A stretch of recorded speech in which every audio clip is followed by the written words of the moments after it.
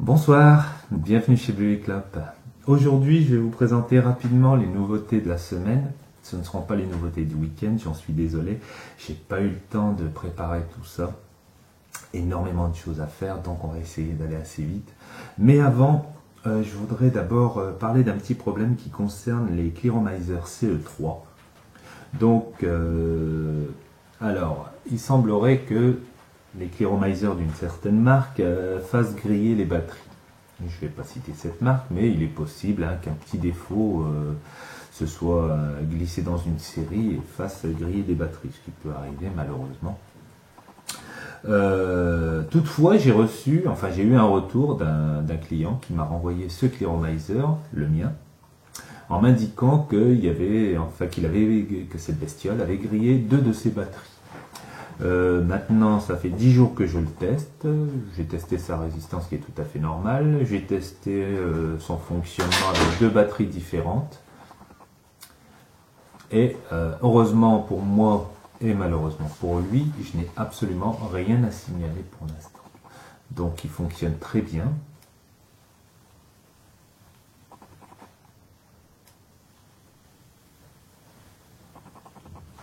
Je n'ai rien à redire. Si ce n'est le goût qui commence à devenir franchement désagréable, parce que ça fait quand même une petite dizaine de jours que je l'utilise. Bon là je crois qu'il est bon à acheter à cause du fait qu'il est particulièrement usé, mais franchement rien à dire. Il fonctionne très bien. Donc je suis désolé pour ce vapoteur, à qui par contre je demanderai de me donner les coordonnées de son vendeur de batterie afin que je puisse me mettre en contact avec lui pour pouvoir discuter et essayer de diagnostiquer le problème qui semble venir ailleurs que du Cliro. Ensuite, il y a aussi une petite affaire concernant un changement de couleur de liquide assez rapide sur des Cliro CE3 qui ressemblent étrangement au mien. Donc, en ce qui concerne la qualité de mes Cliro, moi personnellement, je n'en ai aucun doute. J'ai des certificats CE, j'ai les certificats ROS qui indiquent qu'ils ne sont pas fabriqués avec des métaux interdits. J'ai déjà d'ailleurs constaté des changements de couleur, mais plutôt lents, avec l'utilisation d'un Cliro CE3. Par contre, d'après ce que j'ai su, c'est que la couleur ne change pas avec certains liquides, mais change avec un autre type de liquide. Donc, ce que je préconise d'abord, c'est le contrôle des liquides, peut-être, plutôt que le contrôle des Clearomizer. Voilà. Et enfin, on va parler du CE. Donc, il semble que ses performances ne soient pas à la hauteur des espérances de certains. Malheureusement, ça, je ne peux pas faire grand-chose. Je suis également dépendant des modifications, des améliorations qu'apportent les fabricants. Donc, comparé à la version 1, il y a énormément d'évolution. Ça, on n'a plus le goût de cramer. Et ma foi, je le trouve très satisfaisant. Évidemment, les critiques sont constructives, donc je vais encore proposer à mon fournisseur d'apporter des améliorations dessus. On verra par la suite. Voilà. Donc maintenant, on peut passer aux nouveautés. Alors, on va commencer par le hatch. Voilà. Donc, le hatch se met aux couleurs, comme vous pouvez le voir. De nouveaux tubes. Donc, 2 types de tubes. Des couleurs simples, donc genre peinture. Donc, le noir que vous connaissez. Vous avez du gris, par exemple, avec un nouveau logo pour le petit hatch, étant donné que le grand ne tient pas dessus, plutôt sympa. Donc les couleurs du gris, du bleu, du rose, argent mat, argent brillant. En ce qui concerne les peints. Et ensuite on a les skins, ce que j'appelle les skins, ceux qui sont recouverts d'une peau en vinyle ou en tissu. Donc, ce qui leur donne un effet de relief très agréable au toucher. Et ici, vous avez le marron, par exemple. Vous en avez également en noir, en bleu, en jaune. C'est plutôt un effet sky ou cuir, on va dire. Assez sympa. Et vous avez également un truc très original avec une sensation de tissu.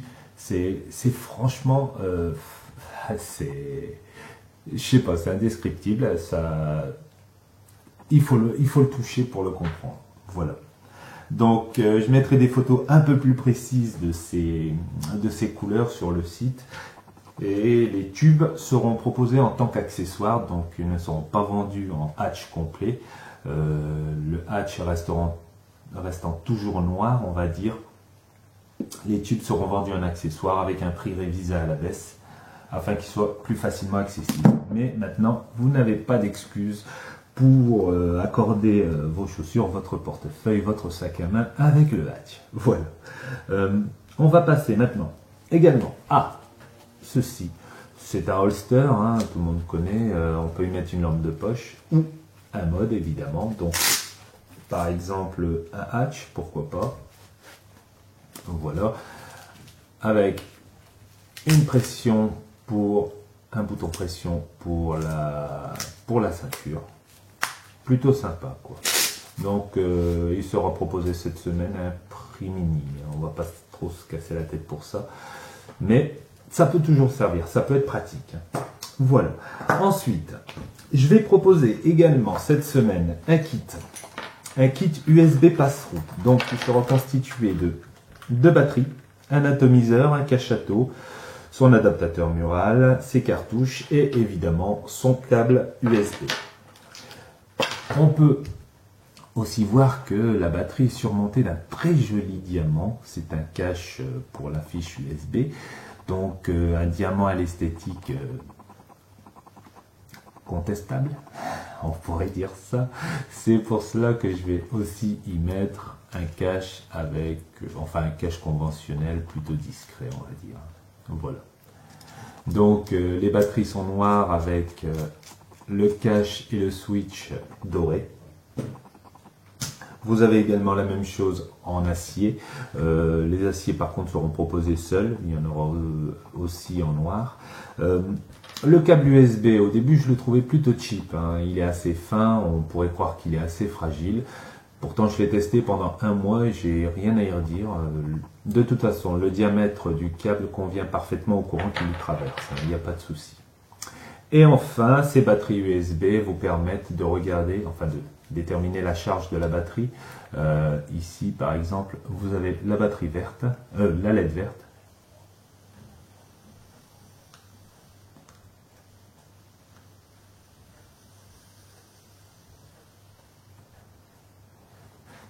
Donc, la LED verte indique que la batterie est en pleine charge.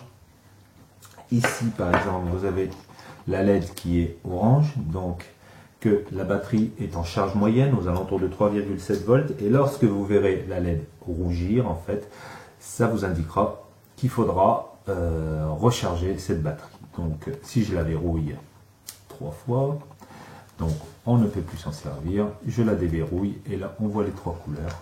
Voilà. En ce qui concerne ce kit, il sera vraiment proposé à un prix sympa. Vous pouvez me croire. Une nouveauté encore aujourd'hui, donc cette fois je crois que vous l'attendiez, c'est l'indulgence version 3. Voilà. Donc maintenant l'indulgence se décline de façon plus conventionnelle, on va dire. Beaucoup de différences par rapport à la version 2 qui maintenant va devenir un collector, hein, elle ne se fabrique plus. Donc la batterie maintenant se met par le haut. Voilà. Le switch est totalement solidaire du corps, on ne peut plus l'enlever, ainsi que l'adaptateur qui est solidaire de l'ensemble également et qui est maintenant au pas de vis égaux ou 510. Donc je vais vous faire une petite démo. Évidemment, ce mode supporte le 3,7 volts, le 6 volts, le 7 volts 4, il n'y a aucun souci. Le switch a été revu, donc plus fiable quand même.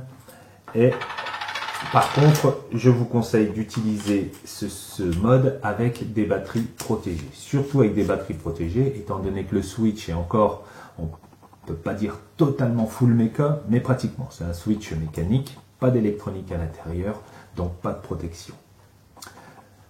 Des batteries protégées sont conseillées pour ne pas détériorer vos atomiseurs ou vos batteries. Et également le switch. Donc là on va faire un petit test avec un Atto 510 HV. Je vais y mettre un petit peu de liquide, désolé, hein, je fais ça à la va-vite, à la bonne franquette, avec une cartouche et pas un drip tip.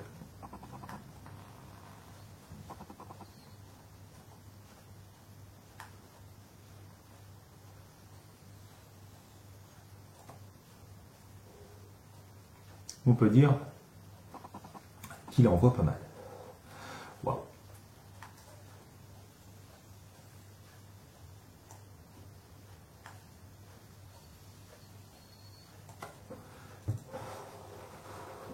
Waouh. Donc fonctionne très bien en 6 volts. Là, ce ne sont pas des batteries 3 volts ni des batteries protégées, donc je ne vous conseille pas de faire pareil.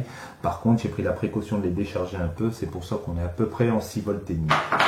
On peut aussi l'utiliser en 4,8 volts avec ces batteries, avec ces accus, excuse-moi Snook. Ce sont des accus, pas des batteries, et j'ai toujours ce petit défaut. Donc, des accus 4,8 volts, 600 mAh, des NiMH. Donc c'est pas des foudres de guerre, mais ça permet quand même de découvrir le 5 volts de façon sympa. Là, elle n'est pas tellement chargée, donc ça risque de pas fumer énormément.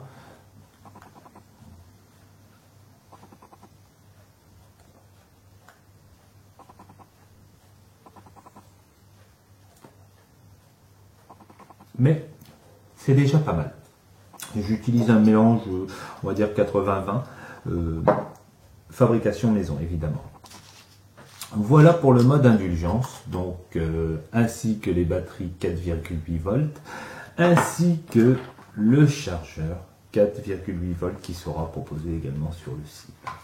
Voilà, donc j'en ai fini pour les nouveautés. Les Réa Pro, donc il y aura les Cliro CE2 et CE3, toutes résistances confondues qui vont arriver, hein, qui vont être mises en ligne. Ainsi que bon, les Camizer, je crois que c'est déjà fait, de nouveaux drip tips. Et la semaine prochaine, on parlera d'une gamme de liquides totalement originale, qui n'existe pas en France d'ailleurs, enfin qui n'existe pas encore en France, que vous pourrez voir bientôt dans une section cave au cocktail. Vous comprendrez pourquoi très bientôt. Voilà, je vous dis à bientôt, je vous souhaite un bon dimanche et passez une bonne soirée. Au revoir.